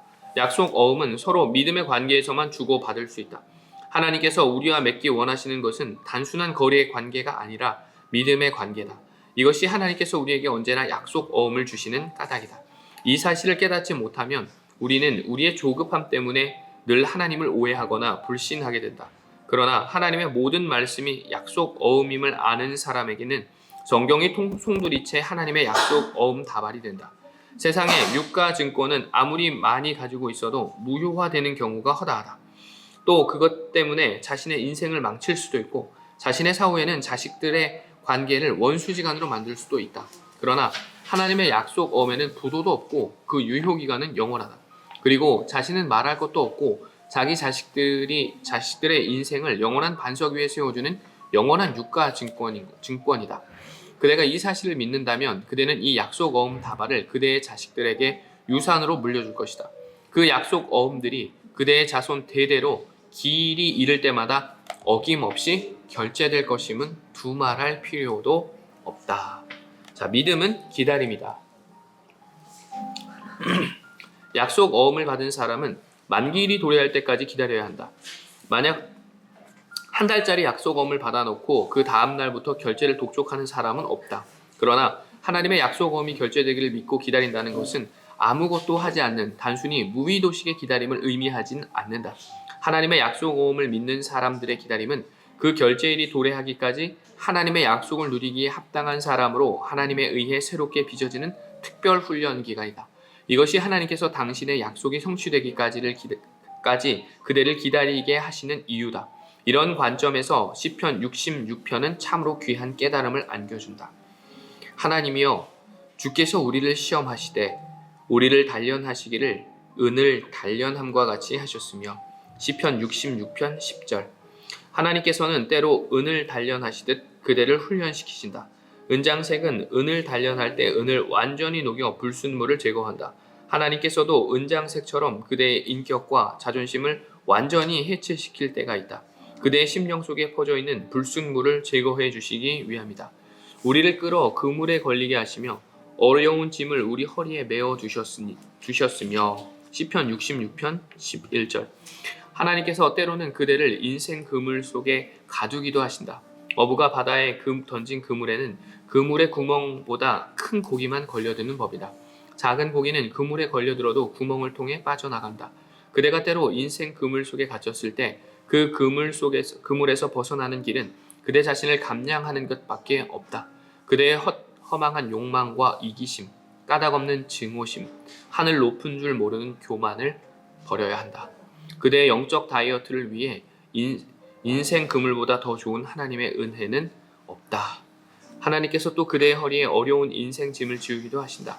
막노동으로 가족을 부양하는 가장이 바람을 피웠다거나 시장 바닥에서 콩나물 파는 아주머니가 탈선했다는 이야기는 들어보기 어렵다. 돈과 시간이 남아도는 사람들의 삶의 정상궤도를 다시 읽을게요. 돈과 시간이 남아도는 사람들이 삶의 정상궤도를 이탈하는 법이다. 하나님께서는 그대가 한눈 팔지 않고 그대에게 주어진 소명의 삶에만 충실하게끔 이따금씩 그대의 허리에 어려운 인생의 짐을 지우신다. 사람들이 우리 머리를 타고 가게 하셨나이다. 우리가 불과 물을 통과하였더니 주께서 우리를 끌어내사 풍부한 곳에 들이셨나이다. 시편 66편 12절. 하나님께서는 때로 사람들이 그대의 머리를 타고 가게 하신다. 그대의 명예와 인격이 사람들에게 짓밟히게 하시는 것이다. 그때 그대가 할 수 있는 것이라곤 고개를 들어 하나님을 우러러 뵙는 것뿐이다. 인생의 불과 물을 통과하면 그대의 인생이 때로는 뜨겁고 때로는 춥기도 하다. 그러나 그 모든 과정을 거쳐내면 그댄 비로소 수정처럼 정결한 영혼의 소유자가 되는 것이다. 그래서 시인은 마침내 주께서 우리를 끌어내사 풍부한 곳에 들이셨나이다 라고 노래했다. 그 모든 과정을 거치고 나니 하나님의 약속 어음이 드디어 결제되었다는 것이다. 그 모든 과정을 거치면서 약속 어음의 내용을 누릴 만한 사람이 되었기 때문이다. 그래서 하나님께서는 그대로 하여금 결제에 이르기까지 기다리게 하시고 그때까지 그대의 영적 체질과 삶의 패턴을 새롭게 빚어주신다. 이 묵시는 정한 때가 있나니 그 종말이 속히 이르겠고 결코 거짓되지 아니하리라. 비록 더딜지라도 기다리라. 지체되지 않고 반드시 응하리라. 하박국 2장 3절입니다. 하나님의 약속어음은 때가 이르면 반드시 결제된다. 그래서 믿음은 기다리며 그 기다림은 소망과 설렘의 기다림이다. 믿음은 자기 성장이자 자기 확장이다. 그대가 하나님의 약속어음을 믿고 기다리는 가운데 하나님의 의회에 새롭게 빚어져 가면 그대의 믿음은 영적인 자기 성장과 자기 확장을 수반하게 된다. 내가 어렸을 때는 말하는 것이 어린 아이와 같고 깨닫는 것이 어린 아이와 같고 생각하는 것이 어린 아이와 같다가 장성한 사람이 되어서는 어린 아이의 일을 버렸노라. 고린도전서 13장 11절. 성장한다는 것, 자기 확장을 이뤄간다는 것은 버리는 것이다. 어린 아이의 것을 버리고 어제의 것을 버리는 것이다. 나이가 들어서도 어린아이와 어제에 머물러 있으려 하면 자기 성장이나 자기 확장은커녕 미숙하고 유치한 인간으로 살아갈 수밖에 없다. 기독교와 관련된 소설을 쓰기는 했지만 정작 본인은 주님을 영접하지 않고 세상을 떠난 원로 작가가 있었다. 그분은 성경에 대해서도 해박한 지식을 지니고 있었다. 그분의 생전에 그분과 식사를 하면서 왜 성경과 기독교에 지대한 관심을 가지고 있으면서도 주님을 믿지 않는지 그 이유를 여쭤보았다. 그분은 성경이 처녀가 아이를 낳았다고 억지를 부리기 때문이라고 대답했다. 결혼한 여자가 낳은 아이가 구세주가 되었다 해도 될 것을 굳이 예수가 처녀의 몸에서 태어났다고 억지를 부리니 자신의 상식으로는 도저히 받아들일 수 없다는 것이었다. 그분은 하나님에 대해 완강한 자기 틀을 지닌 분이었다. 피조물인 자신과 창조주이신 하나님의 차이를 인정하지 않는 틀이었다. 그분은 그 틀을 버리지 못해 성경에 대한 해박한 지식을 지니고 있으면서도 끝내 믿음의 사람이 되지 못했다. 자, 다시 여기 부분 읽을게요. 중요하기 때문에. 성경에 대한 해박한 지식을 지니고 있으면서도 끝내 믿음의 사람이 되지는 못했다. 이게 중요한 거거든요. 아는 게 중요한 게 아니에요. 믿는 게 중요한 거죠. 네, 그래서 이 저자가 많은 후배 목사들한테 한 말이 있어요. 뭐냐면 지식의 늪에 빠지지 마라 이거죠. 지식의 늪에 빠지지 마라. 무슨 뭐 학위하고 뭐하고 그런 생각하지 말고 목회 열심히 해라. 이렇게 얘기하셨던 게 기억에 납니다. 근데 자기 사고방식의 틀을 버려버리면 천지를 창조하신 하나님께서 처녀 마리아로 하여금 예수님을 낳게 하시는 것은 조금도 어렵거나 이상한 일이 아님을 알게 되고 그때부터 영적인 자기 성장과 자기 확장이 가능해진다. 그러므로 그리스도인은 하나님을 향해 철저하게 열려있는 동시에 어제의 자신을 과감하게 버릴 수 있어야 한다. 동방 박사들은 별을 보고 유대인의 왕이 곧 탄생하실 것을 알았다. 그들은 별을 통한 계시를 쫓아 예루살렘으로 찾아가 왕의 탄생지를 물었다. 헤롯 대왕이 그 말을 듣고 대제사장과 서기관들에게 확인케 한 결과 베들레헴일 것이라고 했다. 헤롯 대왕은 동방 박사들에게 그들이 찾아온 아기를 베들레헴에서 정말 만나게 되면 자기도 경배할 수 있도록 자기에게 알려달라고 했다. 그러나 실은 경배하려 함이 아니라 자기 이외에 왕이 태어났다고 하니 아예 죽여버리기 위함이었다. 동방 박사들이 아기 예수님을 만나 경배드린 날 밤 하나님의 계시가 이번에는 그들의 꿈을 통해 임했다. 헤롯 대왕에게 돌아가지 말고 그냥 귀국하라는 계시였다. 그들은 별을 통한 계시를 쫓아 동방에서부터 베들레헴의 외양간까지 찾아간 사람들이었다. 그렇지만 그들은 별을 통한 계시만 하나님의 계시라고 단정하는 자기 틀에 갇힌 사람들이 아니었다. 그들은 하나님의 계시가 그들의 꿈을 통해서도 임할 수 있음을 믿었다. 그들은 하나님에 대해 철저하게 열려 있었고 또 어제 자신을 버릴 줄 아는 사람들이었기에 계속 하나님의 뜻을 바르게 쫓을 수 있었다. 이를테면 그들은 영적인 자기 성장과 자기 확장을 이루어가는 사람들이었다. 그리스도인들 가운데 나는 별을 통해서만 하나님과 소통한다거나 나는 꿈을 통해서만 하나님의 뜻을 분별한다는 식의 자기 틀에 갇힌 사람들이 의외로 많다. 믿음이 영적인 자기 성장이자 자기 확장임을 알지 못하기 때문이다. 우리 삶은 태어나서 죽을 때까지 사람들과의 관계 속에서 이루어진다. 중요한 사실은 하나님께서는 우리에게 배우자든 자식이든 동료든 세팅이 끝난 완제품 보석을 주시지 않는다는 점이다. 하나님께서는 언제나 원석을 주신다. 그러므로 그 원석의 가치를 알기 위해서는 그 원석을 주신 하나님과 하나님께서 주신 원석에 대해 철저하게 열려 있어야 한다. 하나님에 대한 자기중심적 틀을 지니고 있으면 하나님께서 아무리 귀한 원석을 주셔도 끝내 그 가치를 알지 못하고 내팽개치는 어리석음을 범하게 된다. 하나님에 대한 자기 틀을 버리고 자기 성장과 자기 확장을 이루어갈 때에만 하나님께서 자기 곁에 두신 사람이 모든 면에 걸쳐 자신과 달라 보여도 날로 그 사람의 속사람, 즉 원석의 가치를 알아가는 가운데서 서로 조화를 이루게 된다. 하나님께서는 어떤 경우에도 그대의 틀 속에 갇히시지 않는다. 그대가 자신의 틀을 버리고 하나님을 향한 자기 성장과 자기 확장을 이루어가지 않는다면 그대는 이웃을 고사하고 하나님께서 특별히 그대 곁에 두신 그대의 가족마저 제대로 사랑할 수 없을 것이다. 아주 중요한 부분을 얘기하셨는데 우리가 믿음 생활을 하면서 저마다의 틀을 구축해 갑니다. 그런데 좋아요. 여기서 주의할 건 딱 하나예요. 뭐냐면 내가 구축한 틀만이 온전하지 않다는 거예요. 다른 사람에게 구축하게 하신 그 틀을 통해서도 하나님은 역사하실 수가 있어요. 제가 처음 사역했던 교회는 순복음교회였어요. 거긴 아주 뜨겁게 기도를 하죠. 그 안에 은혜가 있어요. 제가 마지막으로 사역했던 교회는 백주년 교회인데 거기는 침묵 기도를 해요. 음악도 틀지 않아요. 그냥 아무 소리도 들리지 않아요. 그냥 숨소리만 들려요. 정말 힘들죠. 근데 그 안에 또 은혜가 있어요. 무엇이 옳다 저것이 옳다 그거는 내 틀인 거예요. 근데 그 틀을 벗어나서 저 틀도 가보고 이 틀도 가보면 정말 하나님께서 나도 이렇게 은혜 받을 수 있구나 하는 그걸 발견할 수 있을 거예요. 찬송가만 부르는 교회가 있어요. 그 은혜가 있어요. 그런데 그렇지 않고 복음성가를 드럼치면서 부르는 교회가 있어요. 또 그 안에도 은혜가 있습니다. 그렇기 때문에 우리 모든 성도님들, 우리 교회는 좀 다양한 은혜를 성도님들이 이렇게 발견할 수 있는 좀 그런 장을 기회가 되는 대로 많이 마련하고 싶습니다. 저는 처음에 오르간 치는 그 전통 예배가 익숙치가 않았어요.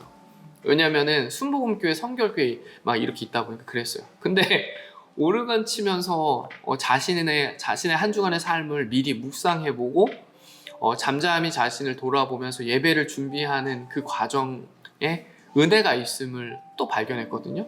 저는 그래가지고 우리 교회에서 2부 때 오르간 하잖아요. 그때 참 좋더라고요. 어쨌거나 자신의 틀만이 온전하지 않다. 내가 아는 하나님에 대한 부분이 하나님에 대한 전부가 아니라는 거 꼭 기억하셔야 돼요. 목사인 저도 항상 고백하는 건 내가 아는 하나님은 요만큼이다. 성경을 통해 보여진 하나님은 요만큼이다. 이렇게밖에 생각하지 않아요. 우리가 생각하는 우리가 담아낼 수가 없죠. 무한의 존재이기 때문에. 유한을 사는 우리가 어떻게 무한의 개념을 이해할 수 있겠어요? 그거 아시죠? 개미가 우리 소리 못 듣는 거. 지구가 돌아가는 소리가 굉장히 크대요. 근데 우리는 일정 소리 이하는 못 듣고 일정 소리 이상은 또 못 듣는데요. 그러니까 살 수 있는 거래요. 개미도 마찬가지래요. 개미 옆에서 야 해봐요. 그 개미 어이 깜짝이야 안 그런다는 거죠. 개미가 들을 수 있는 데시벨 소리의 영역이 있다라는 것이죠. 우리도 그와 같다는 거예요. 믿음은 선택이다. 날마다 영적인 자기 성장과 자기 확장을 꾀하는 사람은 자기 삶의 현장에서 매 순간 다른 선택을 할 수 있다. 다음은 사도 바울의 자문자답이다. 내가 지금 사람들의 마음을 기쁘게 하려고 하고 있습니까? 아니면 하나님의 마음을 기쁘게 해드리려 하고 있습니까? 아니면 사람의 환심을 사려고 하고 있습니까? 내가 아직도 사람의 환심을 사려고 하고 있다면 나는 그리스도의 종이 아닙니다. 갈라디아서 1장 10절 세 번역. 대중 전도자였던 바울은 가는 곳마다 많은 사람들을 만났다. 그들 가운데 바울을 따르는 이들도 많았지만 반대로 바울을 박해하고 제거하려는 사람들도 많았다. 바울에게는 두 가지 선택의 가능성이 있었다. 복음을 전하더라도 대중의 환심을 사는데 주안점을 두어 복음 전도로 인한 박해를 피하는 것이 첫 번째 선택의 가능성이고, 이 세상 모든 사람들이 복음을 거부하면서 자신에게 위해를 가한다 할지라도 복음의 증인이 되어 주님으로부터 신뢰받는 주님의 종으로 살아가는 것이 두 번째 선택의 가능성이었다. 바울은 그 두 가지 선택의 가능성을 놓고 자신이 사람들을 기쁘게 하려 하는지 아니면 하나님을 기쁘게 해드리려는지 자문하면서 만약 자신이 사람의 환심을 사려고 한다면 자신은 그리스도의 종이 아니라고 단호하게 자답했다. 바울은 믿음은 선택이고 그 선택은 바른 선택이어야 함을 알고 있었다. 하나님께서 인간에게 주신 자유의지는 선택에 대한 자유의지였다. 하와는 선악과를 먹지 말라는 하나님의 명령을 선택할 수도 있었고, 선악과를 먹고 하나님과 같이 되라는 사탄의 유혹을 선택할 수도 있었다. 그 두 가지 선택의 가능성 가운데 하와는 후자를 선택했다. 그것은 하나님의 명령을 범하는 그릇된 선택이었다. 하와는 남편 아담마저 그 그릇된 선택으로 끌어들였다. 인간의 원죄는 곧 그릇된 선택이었고 그 결과는 신라관, 죽음이었다. 하나님께서는 당신의 독생자로 하여금 인간의 죄값을 대신 치르게 하심으로 우리에게 참 생명을 주셨다. 그렇다면 우리가 예수 그리스도 안에서 참 생명을 얻었다는 증거는 무엇으로 드러나야 하겠는가? 두말할 것도 없이 생명의 선택으로 드러나야 한다. 우리 앞에는 언제나 두 갈래 길이 있다. 공동묘지에서 끝나는 죽음의 길과 영원한 하나님의 나라로 이어지는 생명의 길이다. 생명을 지닌 사람만 생명의 길을 선택할 수 있다. 생명과 죽음은 어떤 경우에도 함께할 수 없는 탓이다. 예수님께서 말씀하셨다. 내가 곧 길이요 진리요 생명이니 나로 말미암지 않고는 아버지께로 올 자가 없느니라. 요한복음 14장 6절입니다. 인간에게 참 생명을 주시기 위해 십자가의 제물이 되신 예수님께서 생명이시오 우리로 하여금 생명의 근원이신 하나님께 나아가게 해주시는 생명의 길이다. 그래서 예수 그리스도 안에서 생명을 얻은 그리스도인들은 바울처럼 무엇을 하든 생명이신 주님의 말씀을, 주님의 뜻을 선택하지 않을 수 없다. 이런 관점에서 가롯 유다는 이 세상에서 가장 어리석은 인간이었다. 그는 주님의 부르심을 받아 3년 동안이나 주님의 직계 제자로 살았다. 인류 역사상 그와 같은 특별한 은총을 누린 인간은 단 12명 뿐이었다. 만약 그가 다른 11명의 제자들처럼 예수 그리스도 안에서 생명을 선택했더라면 그는 영원한 생명의 길 위에서 영원한 생명의 사도로 영원히 살아 있을 것이다. 그러나 그는 생명이신 예수 그리스도를 배신하는 대가로 은 30냥을 선택하였다. 그리고 그는 스스로 목매어 자살하는 것으로 자신의 생을 마감하였다. 그의 선택은 죽음의 선택이었던 것이다. 좁은 문으로 들어가라. 멸망으로 인도하는 문은 크고 그 길이 넓어 그리로 들어가는 자가 많고 생명으로 인도하는 문은 좁고 길이 협착하여 찾는 자가 적음이라. 마태복음 7장 13절에서 14절입니다. 멸망으로 인도하는 문은 가론 유다가 선택했던 죽음으로 치닫는 문이다. 그런데도 많은 사람들이 그 죽음의 길을 선택한다. 하와에게 그러했듯이 그 길이 먹음직도 하고 보암직도 하고 지혜롭게 할 만큼 탐스럽기도 하기 때문이다. 몸에 좋은 약은 본래 입에 쓰지 않던가? 그대가 진정한 그리스도인이라면 그대는 당장 쓰게 보여도 예수 그리스도의 생명을, 그분의 말씀과 뜻을 바르게 선택해야 한다. 믿음은 계산이다. 믿음이 선택이라면 바른 선택을 위한 계산은 필수적이다. 그러므로 누구든지 이 계명 중에 지극히 작은 것 하나라도 버리고 또 그같이 사람을 가르치는 자는 천국에서 지극히 작다 일컬음을 받을 것이요 누구든지 이를 행하며 가르치는 자는 천국에서 크다 일컬음을 받으리라. 마태복음 5장 19절. 하나님께서는 평등의 하나님이 아니시다. 자, 하나님께서는 평등의 하나님이 아니시다. 평등은 인간의 구호다. 신구약을 통틀어 성경에는 평등이란 단어가 한 번도 등장하지 않는다. 하나님의 정의는 평등이 아니라 공평이요. 공평은 뿌린 대로 거두게 하시는 것이다. 그래서 하나님 나라에는 큰 사람이 있고 작은 사람이 있다. 사도 바울처럼 참수형을 당하기까지 일평생 오직 주님만을 위해 산 사람과 우리처럼 적당히 산 사람이 천국에서 평등하다면 하나님께서는 결코 정의의 하나님이실 수 없다. 사람에게 보이려고 그들 앞에서 너희 의를 행하지 않도록 주의하라. 그리하지 아니하면 하늘에 계신 너희 아버지께 상을 받지 못하느니라. 마태복음 6장 1절. 하나님께서는 상 주시는 하나님이시다. 그러므로 우리는 늘 계산하지 않으면 안 된다. 내가 지금 선택하려는 이것이 세상에서 크기 때문인가? 아니면 하나님의 나라에서 크기 때문인가? 내가 하려는 이 일이 세상 사람들의 갈채를 받을 일인가? 세상 사람은 아무도 모르지만 하나님께서 기뻐하실 일인가? 우리는 늘 바르게 계산할 줄 알아야 한다. 바르게 계산할 줄 아는 사람만 바른 선택을 할 수 있다. 바른 계산이 가능하려면 주님의 계산법을 숙지하고 있어야 한다. 너희 중엔 그렇지 않아야 하나니 너희 중에 누구든지 크고자 하는 자는 너희를 섬기는 자가 되고 너희 중에 누구든지 으뜸이 되고자 하는 자는 너희의 종이 되어야 하리라. 마태복음 20장 26절 27절입니다. 세상의 계산법은 수단과 방법을 가리지 않고 더 높아지고 더 많이 가져 보다 더 많은 사람들을 수하에 거느리는 것이다. 하지만 주님의 계산법은 전혀 다르다. 주님의 계산법에 의하면 타인을 종처럼 섬기는 사람이 으뜸이다. 타인을 종처럼 섬기는 사람이 으뜸이다. 종이 돼서 섬기는 게. 타인을 섬기기 위해서는 자기를 부인하고 버리지 않으면 안 된다. 그것이 주님 앞에서 으뜸이 되는 길이다. 주님께서 도로운 죄인인 인간을 살리시기 위해 당신 자신을 십자가의 제물로 버리심으로 모든 인간 가운데 영원한 으뜸이 되셨다. 주님께서 당신의 계산법이 정확함을 십자가의 죽음과 부활을 통해 친히 증명해 보여주신 것이다.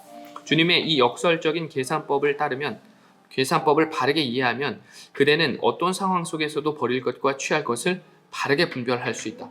몇 해 전 미국에서 지인들을 만나 환담을 나누던 중 한 분이 나를 가리켜 이렇게 말했다. 이 목사는 어떻게 가는 곳마다 자기가 누릴 기득권을 버리고 다니지?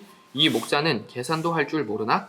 그 말에 아무도 대꾸를 하지 않자 잠시 후 그분이 다시 혼잣말처럼 말했다. 어쩌면 이 목사가 계산에 제일 밝아서 그런지도 모르지. 그분의 말이 맞다. 나는 바보가 아니다. 내가 바보여서 스스로 누릴 수 있는 것들을 포기하는 것이 아니다. 나는 분명하게 아는 것이 있다. 인생의 승부는 이 세상에서 나지 않는다는 것이다. 인생의 승부는 오직 하나님 앞에서 난다. 하나님의 영원 앞에서는 이 세상에서의 인생은 물거품처럼 생겼다 사라지는 찰나에 지나지 않는다. 그러나 하나님 나라에서는 영원히 살 것이다. 나는 그때를 바라보며 오늘을 산다. 상 주시는 하나님 앞에 서는 그 날을 바라보며 후회 없이 그 날을 맞이하기 위해 나는 오늘 이 땅에서 무엇을 버리고 잡아야 할 것인지 계산하며 살아간다. 믿음은 모험이다. 하나님 앞에서 바르게 계산할 수 있는 사람은 언제나 하나님의 말씀에 순종하며 모험에 나설 수 있다. 노아가 그와 같이 하여 하나님이 자기에게 명하신 대로 다 준행하였더라. 창세기 6장 22절. 노아가 하나님의 명령에 따라 방주를 지었다. 방주의 크기는 길이가 300규빗, 너비가 50규빗, 높이가 30규빗이었다. 오늘날 단위로 계산하면 길이가 137.4m, 너비가 22.9m, 높이가 13.7m로 축구장보다 더 큰 대형 선박이다. 주님께서는 그 큰 방주를 지으라고 노아에게 단돈 1원도 주시지 않았다. 필요한 일꾼을 붙여주신 것도 아니다. 하나님께서는 단지 명령만 하셨을 뿐이다. 그런데도 노아는 순종했다. 노아가 하나님의 명령에 순종하기 위해 자신의 전 재산과 전 인생을 거는 믿음의 모험을 감행한 것이다. 노아가 바보거나 엉뚱해서가 아니다. 노아는 바르게 계산할 줄 아는 사람이었다. 하나님의 명령이 무엇이든 그 명령에 순종하는 것이 영원을 얻는 가장 확실한 투자임을 노아는 알고 있었던 것이다. 그 모험의 결과로 노아는 인간 중시조, 두 번째 시조가 되었다. 세상의 모험은 도박 혹은 투기와 구별되지 않는다. 결과가 보장되지 않는 까닭이다. 일확천금을 노리며 세상의 모험에 뛰어든 사람들은 대개 패가망신하기 마련이다. 그러나 믿음의 모험은 가장 확실한 신앙 행위다. 하나님의 명령에 순종하기 위한 믿음의 모험은 하나님께서 그 결과를 책임져 주시기 때문이다. 인생을 살다 보면 때로 끝이 보이지 않는 캄캄한 터널을 지나기도 하고 혈혈단신으로 망망대해를 건너야 할 때도 있다. 그럴지라도 두려워하지 말라. 그 상황 속에서 하나님의 뜻에 순종하기 위해 믿음의 모험을 감행하라. 하나님께서 반드시 그 결과를 책임져 주시며 당신의 뜻을 이루실 것이다. 중요한 사실은 하나님께서 자신에게 얼마나 큰 잠재력과 은사를 주셨는지 하나님의 뜻을 위해 자신을 던지는 믿음의 모험을 통해서만 스스로 확인할 수 있다는 것이다. 하나님 뜻을 위해 자신을 던지는 믿음의 모험이 없이는 하나님께서 자기에게 주신 무궁무진한 잠재력과 은사를 알 도리가 없단 말이다. 사회생활을 하던 나는 우리 나이로 37살에 신대원에 입학하였다. 그렇지만 그때는 목사가 되기 위해서가 아니었다. 그동안 너무나도 허랑방탕하게 살았기에 신대원으로 나의 인생길을 확실하게 바꾸지 않으면 옛 삶으로 회귀해버릴 것 같아서였다. 37살의 나이로 하루아침에 인생길을 바꾼다는 것은 크나큰 모험이었다. 그러나 그 모험을 감행하고서야 나는 하나님께서 내게 하나님의 말씀을 깨닫고 가르치는 은사를 주셨음을 알았다. 신대원으로 나의 인생길을 바꾸는 모험을 감행하지 않았던들 확인할 수 없었던 은총이었다. 나는 36살까지 허랑방탕하게 살았기에 남자의 세계를 잘 알고 있다. 방탕에 빠져 살던 시절 나는 나 자신의 그릇된 삶에 대한 양심의 가책 때문에 주일이면 면죄부를 얻는 심정으로 누구보다 교회에서 열심히 봉사했다. 이를테면 교회 안과 밖의 삶이 완전히 분리된 철저한 썬데이 크리스천이었다.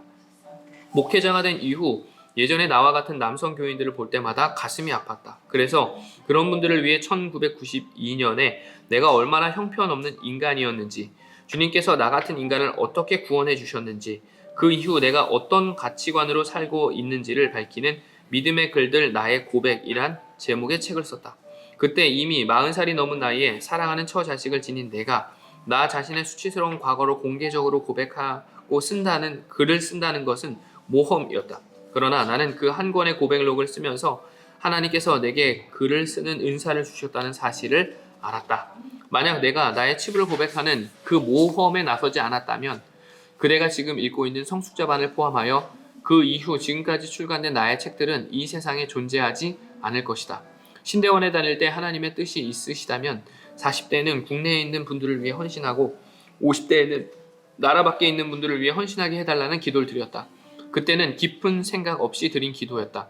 그러나 내가 40대에 주님의 교회에서 10년간의 임기를 마친 뒤 50대에 접어들면서 스위스 제네바 한인교회를 3년 동안 섬긴 이유 중 하나가 바로 그때 그 기도 때문이었다. 당시 미자립교회였던 제네바 한인교회는 목회자의 사례비를 제대로 줄 형편이 아니어서 나는 서울에 가족을 남겨두고 3년 동안 홀로 제네바에서 지내야만 했다. 그것은 우리 부부에게 엄청난 모험이었다. 그때 내 나이 50세였고 내가 제네바에서 사역하는 3년 동안 서울에 있는 처자식을 위해 단돈 1원도 보내줄 수 없는 상황이었다. 아내 홀로 사내 아이 4명을 무려 3년 동안 전적으로 책임져야만 했다. 그러나 아내는 내가 그 믿음의 모험에 과감하게 나설 수 있도록 내 등을 밀어주었다. 그 모험 덕분에 나는 제네바 한인교회를 섬기는 3년 동안 하나님께서 내 마음속에 해외 동포에 대한 사랑의 은사를 심어주셨음을 깨달았다. 그래서 제네바 한인교회 사역을 끝내고 귀국한 뒤에도 2005년 7월 100주년 기념교회가 창립되기까지 나는 해외 동포들과 말씀의 은혜를 나누기 위해 매달마다 적으면 한 달에 2번, 많게는 한 달에 4번까지도 출국했다. 50대 중반의 나이에 매달마다 최소한 2번 이상의 좁은 비행기 좌석에 앉아 미주 대륙과 유럽 대륙을 오가는 것은 체력적으로 무척 어려운 일이었다. 그러나 하나님께서 내 마음속에 심어주신 해외 동포에 대한 사랑의 힘이 그 어려움을 극복하게 해주었다. 그리고 그 믿음의 모험을 통해 하나님께서는 내 영성의 깊이를 심화시켜 주시는 보너스를 주셨다. 하나님의 뜻에 순종하기 위해 자신을 던지는 믿음의 모험에 나서지 않는 사람은 하나님께서 자신에게 이미 주신 잠재력과 은사를 제대로 확인할 수 없다. 노아처럼 믿음의 모험을 감행하길 두려워하지 말라.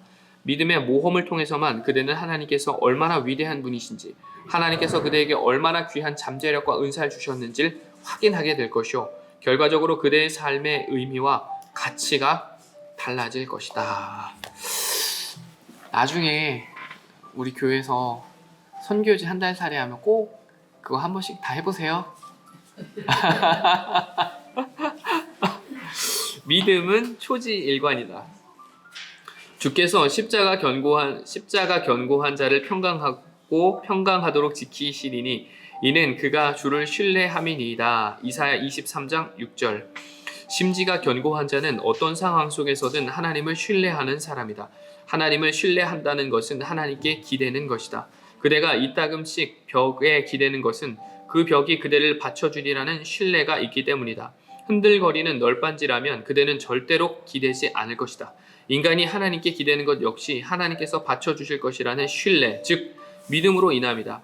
하나님께 기대했는데도 하나님께서 받쳐주시기는커녕 오히려 자신의 인생의 땅바닥에 곤두박질 칠 경우에는 어떻게 해야겠는가?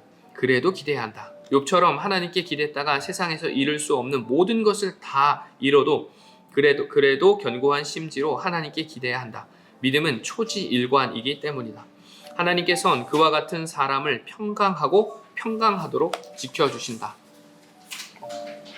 어떤 경우에도 하나님께만 기대는 그의 견고한 심지가 하나님께서 온전히 거하시는 하나님의 성전이 되는 까닭이다.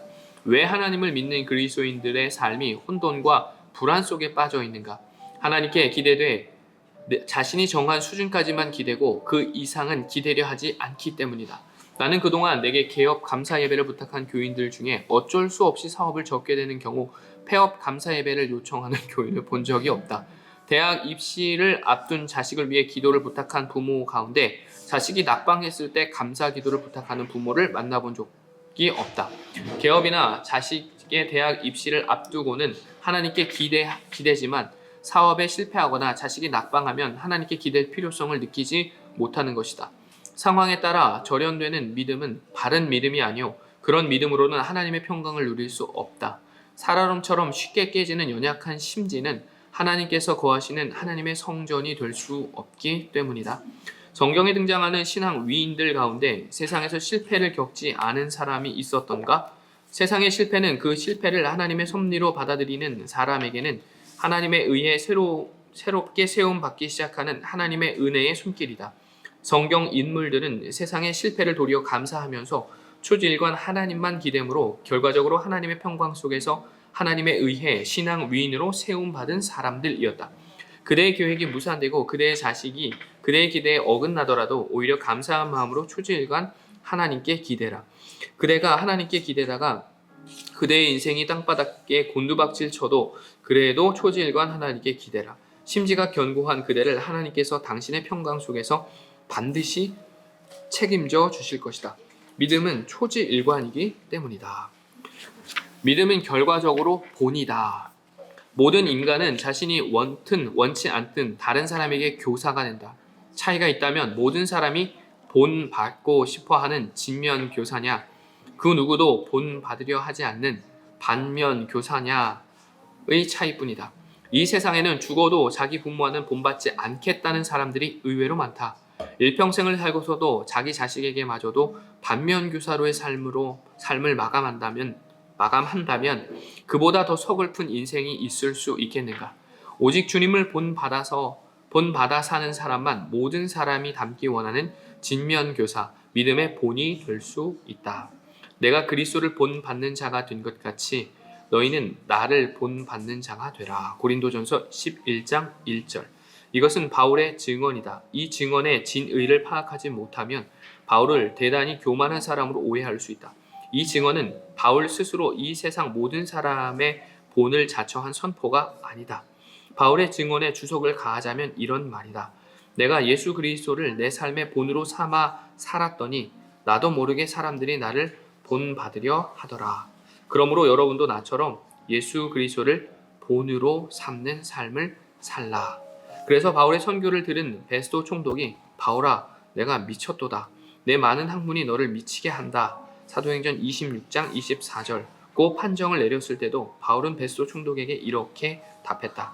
바울이 이르되 베스도 각하여 내가 미친 것이 아니요 참되고 온전한 말을 하나이다. 사도행전 26장 25절 바울이 이르되 말이 적으나 많으나 당신뿐만 아니라 오늘 내 말을 듣는 모든 사람도 다 이렇게 결박된 것 외에는 나와 같이 되기를 하나님께 원하나이다 하니라. 사도행전 26장 29절 바울은 자신을 미쳤다고 판정한 베스도 총독에게 오히려 당신이 나와 같이 되기를 원한다고 밝혔다.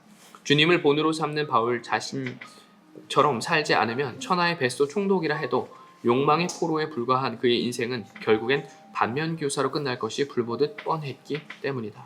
나와 같이 모든 일에 모든 사람을 기쁘게 하여 자신의 유익을 구하지 아니하고 많은 사람의 유익을 구하여 그들로 구원을 받게 하라. 고린도전서 10장 33절 자기의 유익을 구하지 않고 많은 사람들이 구원을 얻을 수 있게끔 그들의 유익을 위해 살았던 바울은 결과적으로 주님 안에서 주님에 의해 진면교사, 참된 믿음의 본이 되었다.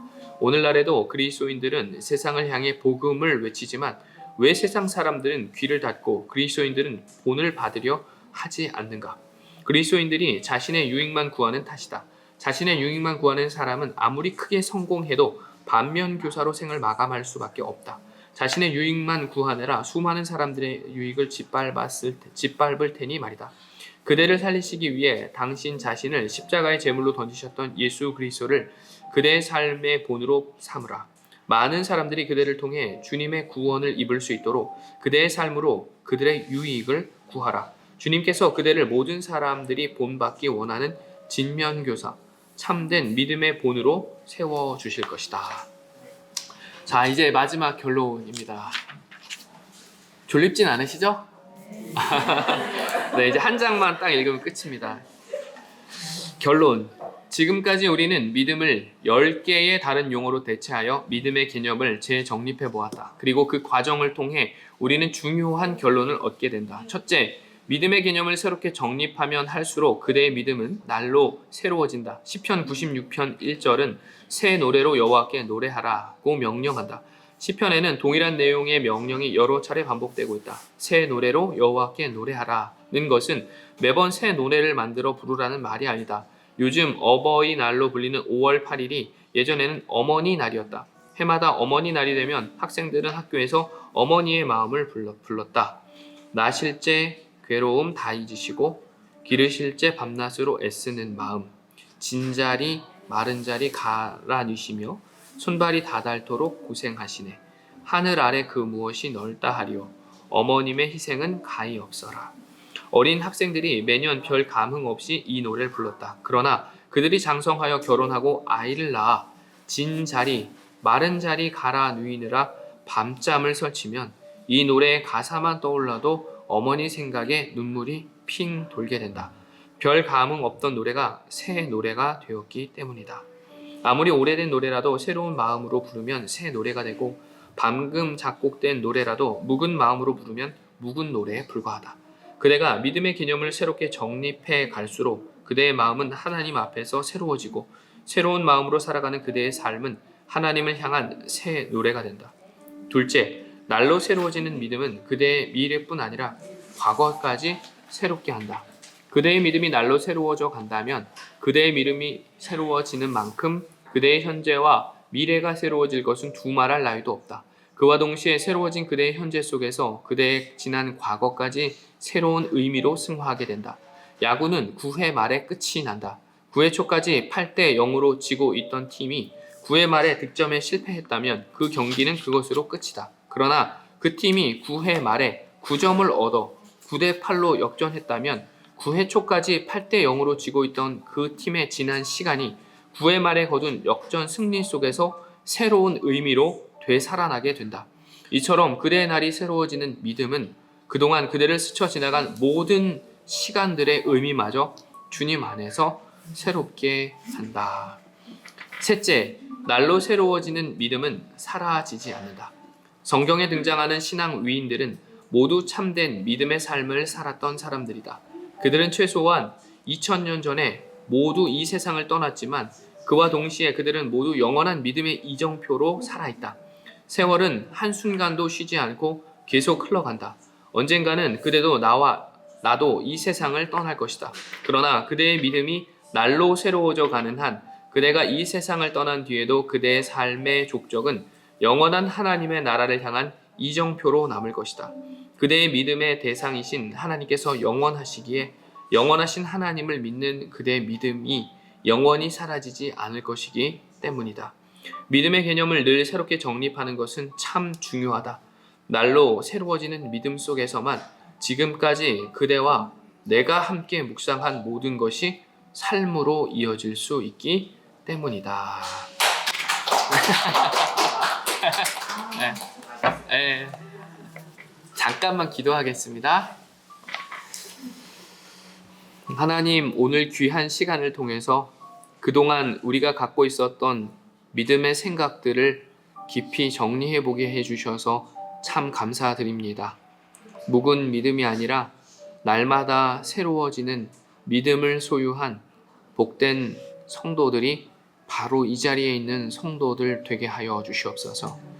결단코 믿지 않는 이들에게 걸림돌이 아니요 진면 교사가 되어 그들로 하여금 그 이정표를 잃은 이들로 하여금 선한 또 바른 이정표로서 살아가게 해 주시옵소서. 하나님, 이처럼 귀한 시간 허락해 주신 것이 주님의 은혜임을 고백하며 10번의 강좌를 통해서 우리의 신앙을 다시 한번 돌아보고 재정립할 수 있는 은혜를 허락해 주시옵소서. 무엇보다 이 모든 과정이 우리 삶에 예수 그리스도의 십자가만을 큰 글자로 써 내려가는 과정이 되게 하여 주시옵소서. 예수님의 이름으로 기도드립니다. 아멘. 감사합니다.